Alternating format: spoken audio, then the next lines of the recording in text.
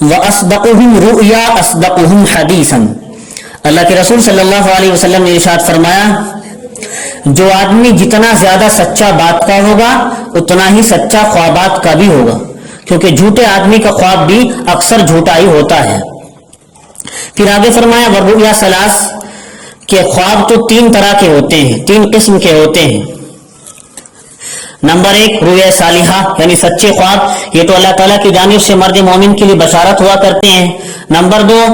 وہ خواب جو شیطان کی طرف سے تحزین ہوتے ہیں، یعنی آدمی کو رنج و غم میں مبتلا کرنے کے لیے شیطان کی جانب سے ہوا کرتے ہیں۔ نمبر تین وہ خواب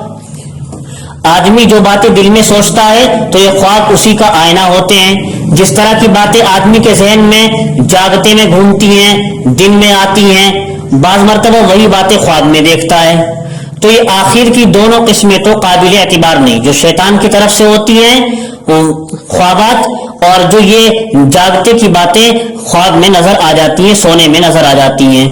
بس اعتبار ہے پہلی قسم کا رؤیا صالحہ کا یعنی سچے خواب کا۔ پھر آگے فرمایا وَإِذَا رَأَىٰ أَحَدُكُم مَّا يَكْرَهُ فَلْيَقُمْ فَلْيُصَلِّ وَلَا يُحَدِّثْ بِهِ النَّاسَ۔ جب کوئی شخص تم میں سے مکروہ اور ناگوار خواب دیکھے، ناپسندیدہ خواب، اور دیکھتے دیکھتے آنکھ کھل جائے تو اس کو چاہیے کہ کھڑا ہو کر وضو کر کے 2 رکعت پڑھے اور دن میں اس خواب کا کسی سے ذکر بھی نہ کرے۔ اچھا، اب یہ 2 چیزیں ہو گئی، رؤیا صالحہ اور رؤیا غیر صالحہ، سچے خواب اور رؤیا غیر صالحہ ناگوار خواب۔ تو اب ان کے کچھ آداب بھی ہیں۔ علماء نے احادیث کی روشنی میں ہی رؤیا غیر صالحہ کے ناگوار خواب کے 6 آداب بیان فرمائے ہیں۔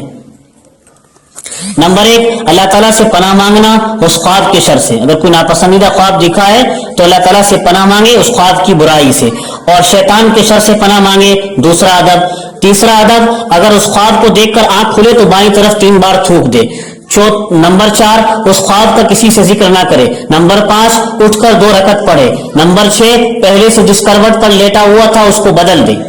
اسی طرح رؤیا صالحہ سچے خواب کے بھی کچھ آداب ہیں، علماء نے 3 لکھے ہیں۔ نمبر 1 اللہ تعالیٰ کی تعریف بجا لائے، اس کا شکر ادا کرے سچے خواب کے نظر آنے پر۔ نمبر 2 دل میں اس پر خوش ہو۔ نمبر 3 اپنے چاہنے والوں اور محبت کرنے والوں سے اس کا تذکرہ کرے۔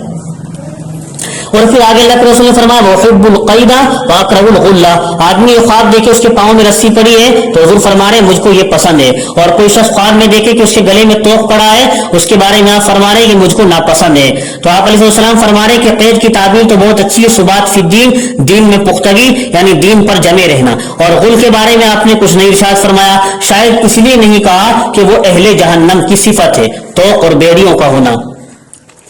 آگے اللہ کے رسول نے فرمایا الرؤیا علی رجل طائر ما لم تعبر فاذا عبرت وقعت، یعنی خواب کی جب تک تعبیر نہ لی جائے اس کا وقوع نہیں ہوتا، جو کچھ اس کا مصداق ہے اس خواب کا وہ پایا نہیں جاتا، تعبیر کے بعد ہی اس کا وقوع اور استقرار ہوتا ہے۔ جب تک تعبیر نہ لی جائے اس کی مثال تو اس چیز کی ہے، اس شے کی سی ہے جو کسی پرندے کے پنجے پر رکھی ہو، اور جو چیز پرندے کے پنجے پر ہوتی ہے اس کو استقرار اور جماؤ ہوتا ہی نہیں ہے، جب پرندہ ذرا بھی حرکت کرے گا فوراً وہ چیز اس کے پنجے پر سے گر جائے گی۔ لہٰذا سے معلوم ہو کہ خواب دیکھنے والے نے اگر اچھا خواب دیکھا ہو تو کسی صحیح تعبیر دینے والے سے اس کی تعبیر جلد ہی لے لینی چاہیے، تاکہ اس خواب کا اور اس کی مصداق کا وقوع ہو جائے اور اس سے آدمی نفع اٹھا لے۔ اسی لیے حدیث میں آگے فرمایا وَلَا تَقُصُّهَا إِلَّا عَلَى وَادٍ أَوْ ذِي رَأْيٍ، کہ خواب ایسے شخص سے بیان کرنا چاہیے اور ایسے شخص سے اس کی تعبیر لینی چاہیے جو اس کا ہمدرد ہو، وادی محبت کرنے والا ہو، ذی رائن سمجھدار ہو، کیونکہ تعبیر دینے والا اگر ہمدرد ہوگا تو اگر اس خواب میں 2 پہلو ہیں، تو اگر اس خواب میں 2 پہلو ہیں، ایک خیر کا، ایک شر کا، ایک اچھائی کا، ایک برائی کا، تو وہ اس پہلو کو اختیار کرے گا تعبیر دینے میں جس میں بھلائی ہے، اور پھر اللہ تعالیٰ کے حکم سے اسی کا وقوع بھی ہو جائے گا۔ اور اگر تعبیر دینے والا خواب دیکھنے والے کا مخالف ہوگا تو وہ اس خواب کے دوسرے پہلو کو سامنے رکھ کر جو شر اور برائی ہے تعبیر بیان کرے گا، اسی لیے اس سے تعبیر لینے سے منع کیا گیا ہے۔ لیکن کم از کم اتنا تو ہے کہ جو محبت کرنے والا اور سمجھدار ہوگا وہ خواب کی تعبیر دے رہا ہے، اتنی بات ضرور یاد رہے اس خواب میں اس تعبیر کی گنجائش بھی ضرور ہو، یعنی ایک پہلو اس میں اچھائی کا ہو اور ایک پہلو برائی کا ہو، اور اگر اس خواب کی تعبیر میں کوئی پہلو اچھائی کا ہو ہی نہ تو وہ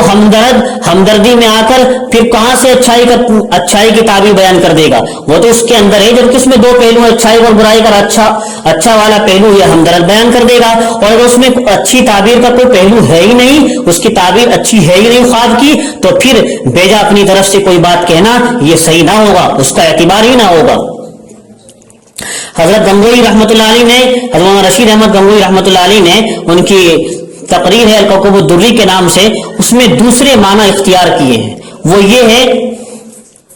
کہ خواب دیکھنے والا جب تک اپنے خواب کی تعبیر نہ لے